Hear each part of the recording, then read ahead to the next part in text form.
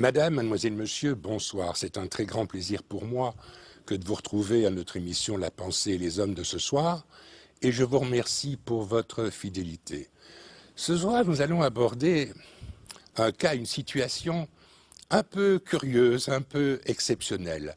Vous le savez, la tolérance flamande ne va pas jusqu'à autoriser la réalisation de messes en flamand sur le territoire de la mer Flandre, mais j'ai appris, et j'ai invité un historien, j'ai appris qu'il y a en Hollande, aux Pays-Bas, des messes et des églises wallonnes. Et celui qui me l'a appris, c'est monsieur Henri Charlier. Vous avez écrit un ouvrage, Une leçon de tolérance, les églises wallonnes aux Pays-Bas. Alors, Henri Charlier, comment se fait-il qu'aux Pays-Bas, il y ait des édifices religieux qualifiés de wallons et où l'on fait des messes en français? Cette question ne me surprend pas du tout. Que pourrais-je dire pour bien situer le problème? En fait, il s'agit, n'est-ce pas, d'une page d'histoire. Donc ça remonte relativement loin dans l'histoire. Oui, oui, oui. Donc, qui parle du XVe et du XVIe siècle parle bien entendu de l'Inquisition. Dans nos régions, n'est-ce pas, il est un fait évident, c'est que tout ce qui n'était pas catholique était systématiquement supprimé. Ou persécuté, et persécuté. Exécuté, persécuté, etc. Bien. Quand on parle des Pays-Bas, je voudrais faire une petite mise au point. Il s'agit en fait de ce qu'on aurait peut-être dû appeler les plats pays. Et les Pays-Bas, il s'agit ici des Pays-Bas du XVe et du XVIe siècle, c'est-à-dire d'une étendue géographique qui comprend les Pays-Bas d'aujourd'hui, la région Belgique d'aujourd'hui, moins la principauté de Liège, et qui s'étend alors jusqu'à la rive droite de la Canche, en France. Et cette zone très vaste constituait donc les bas pays, les Pays-Bas. La seule religion admise était la religion catholique, et nous étions là, à l'époque, nous vivions sous la dépendance des Espagnols, n'est-ce pas, qui ne nous faisaient pas de cadeaux. Et tout doucement, il y a une religion qui va percer, c'est la religion protestante. Il y a déjà eu des précurseurs, un en Tchécoslovaquie, Hus, au XIVe siècle, qui a été exécuté et brûlé vif, et ensuite en Angleterre, un certain Wycliffe, qui a donc précédé Luther. Qui dit Luther, dit religion réformée, et Luther s'était insurgé contre les abus commis par l'Église catholique, c'est-à-dire la vente des indulgences. Qu'est-ce que la vente des indulgences? Eh bien, à l'époque, celui qui avait les moyens pouvait alors s'adonner et commettre tous les péchés qu'il voulait. Les péchés actuels, en route, les péchés passés, et alors... Et les péchés à venir. Bien entendu. J'allais y venir. Et alors là, les péchés à venir, vous vous rendez compte? C'est malhonnête, là, n'est-ce pas? C'est malhonnête. Et alors, en 1561, il y a un Belge, un Montois, Guido de Bray, qui était un fervent partisan de Calvin. Et Calvin n'y allait pas avec le dos de la cuillère. Hein. C'est-à-dire, la réaction de Calvin, bon, c'était quasiment œil pour œil, dent pour dent. Hein. À l'égard des catholiques. Pardon? Ah oui, bien entendu. Hein. Mais revenons-en à nos églises wallonnes des Pays-Bas, parce que vous faites un petit détour historique là. J'y arrive. Mais elles s'installent quand dans les Pays-Bas? Dès lors que la répression du pouvoir politique... De nombreuses personnes vivant dans nos régions ont fui. Et il était interdit de fuir, sous peine de mort. Et de nombreux Belges, de nombreux Wallons ont trouvé refuge aux Pays-Bas d'aujourd'hui.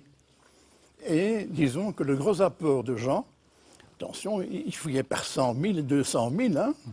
Mais vous disiez il y a un instant que c'était interdit, donc c'était interdit mais relativement facile. Ça c'est un autre problème. Facile, je ne sais pas. Il y avait certainement des aides. Hein. Des filières, oui. Cela dit, ils sont allés s'établir là-bas et en 1572 a été créée la première église wallonne aux Pays-Bas.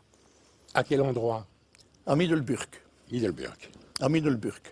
Et c'est ainsi qu'ils ont créé une septantaine d'églises wallonnes. Alors, cela dit, ces gens, nos gens, je ne parle pas encore de Belges, hein, mais les gens issus de nos régions ont été accueillis à bras ouverts. Pourquoi? Les Néerlandais se sont rendus compte que pour eux c'était un apport très important et ils se sont établis essentiellement en Hollande du Sud. Et c'est pour cela que lorsqu'on parle des Pays-Bas d'aujourd'hui, on parle à tort de la Hollande. Mais le fait, l'arrivée de tous ces, bon, appelons-les les Belges, les Wallons, les Pays-Bas du Nord, et la Hollande en particulier, a donc connu son siècle d'or. Et c'est ainsi que se sont développées la West Indies et la Oost Indies Compagnie, donc la compagnie occidentale et orientale des Indes.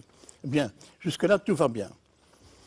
Et l'afflux de Belges était ininterrompu. Arrive la chute d'Anvers en 1585.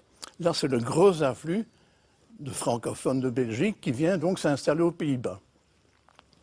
Pendant des années, nos gens qui étaient reçus là n'ont pas dû payer, ils ne devaient pas payer de contribution. Les Néerlandais s'étaient bien rendus compte que pour eux, c'était un apport intéressant. Et alors, c'est ce que j'appellerais maintenant le premier refuge. Le deuxième refuge, on dit deuxième quand il y a un troisième, second quand il n'y a pas de troisième. Bien, le deuxième refuge, 1685, c'est la révocation de l'édit de Nantes, l'édit de tolérance qui avait été promulgué par Henri IV, et que le roi Soleil, Louis XIV, avait donc jugé bon de révoquer. Bien. Donc, cela dit, de nombreux Français, alors, sont venus s'installer aux Pays-Bas, où ils ont trouvé une terre d'accueil. Ils ont trouvé des églises où on parlait leur langue.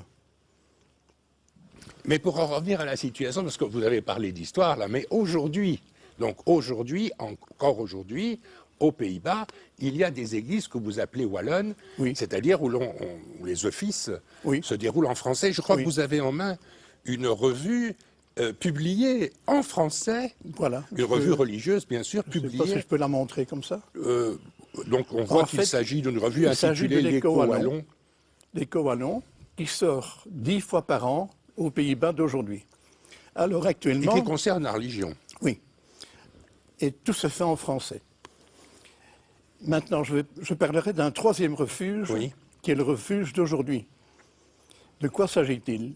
Il y a de nombreux réfugiés politiques et économiques issus d'Afrique francophone qui viennent s'installer aux Pays-Bas. Et c'est pour eux alors l'occasion de fréquenter ces églises wallonnes, encore aujourd'hui, où ils ont l'occasion de parler français. Maintenant, de nombreux Néerlandais fréquentent ces églises. Et elles existent encore toujours. En tous les cas, j'appelle ça une leçon de tolérance parce que jamais, depuis plus de 500 ans, pas une seule fois, on a entendu Wallenbuiten.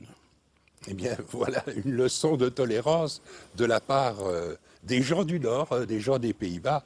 Merci infiniment, Henri Charlier, d'avoir mis l'accent, mis le doigt sur cette situation qui est curieuse, paradoxale, mais extrêmement intéressante.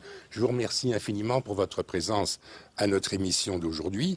Madame, mademoiselle, monsieur, merci beaucoup pour votre attention. À bientôt et bonne nuit.